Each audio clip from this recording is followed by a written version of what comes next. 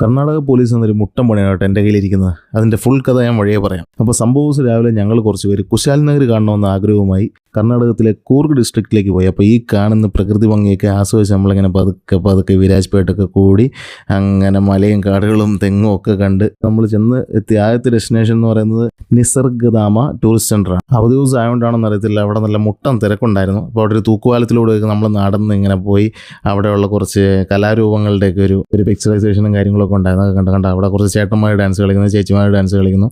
അപ്പോൾ ഇതൊക്കെ കണ്ട് അവിടുത്തെ ഒരു ക്യാൻറ്റീനിൽ കയറി ഫുഡ് കഴിച്ചു. ഒരു വൈകി കൊള്ളത്തിലായിരുന്നു. എന്നിട്ട് നേരെ നമ്മൾ കുശാൽ നഗറിലേക്ക് പോയി. അപ്പോൾ 2 ലാമച്ചേട്ടന്മാരൊക്കെ അതിലൂടെ ഹാപ്പി ആയിട്ട് നടന്നു പോകുന്നത് കണ്ടു. പിന്നെ അങ്ങോട്ട് ചെല്ലുമ്പോഴത്തേ നമ്മുടെ റംബോച്ചി, അപ്പോഴത്തെ ഏത് റംബോച്ചിയാണെന്ന് എനിക്കറിയത്തില്ല, എന്തായാലും പുള്ളിയുടെ പടമൊക്കെ വെച്ചിട്ടുണ്ട്. എന്തായാലും പറയാതിരിക്കാൻ പറ്റില്ല, വളരെ പീസ്ഫുള്ളായിട്ടുള്ളൊരു അന്തരീക്ഷമാണ് കേട്ടോ ഇവിടെ ഉള്ളത്.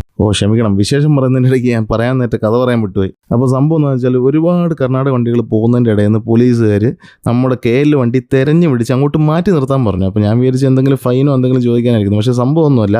നിങ്ങൾ ആദ്യം കണ്ട സ്ലിപ്പ് ഉണ്ടല്ലോ, അതങ്ങ് എടുത്ത് തന്നിട്ട് പറഞ്ഞു ഒരു 500 രൂപ വേണം. അപ്പോൾ അവരെന്താണ് അതിന് കാരണമായിട്ട് പറഞ്ഞത് ഞങ്ങൾക്കും കറക്റ്റായിട്ട് അറിയത്തില്ല, ഭാഷയും മനസ്സിലായില്ല. അപ്പോൾ നിങ്ങൾക്ക് ആർക്കെങ്കിലും ഇതിനു മുമ്പ് ഇങ്ങനത്തെ അനുഭവം ഉണ്ടായിട്ടുണ്ടെങ്കിൽ ഒന്ന് കമൻറ്റ് ചെയ്യണം കേട്ടോ. ഓക്കെ, അപ്പോൾ അത്രേ ഉള്ളൂ ഇന്നത്തേക്ക്. Bye bye.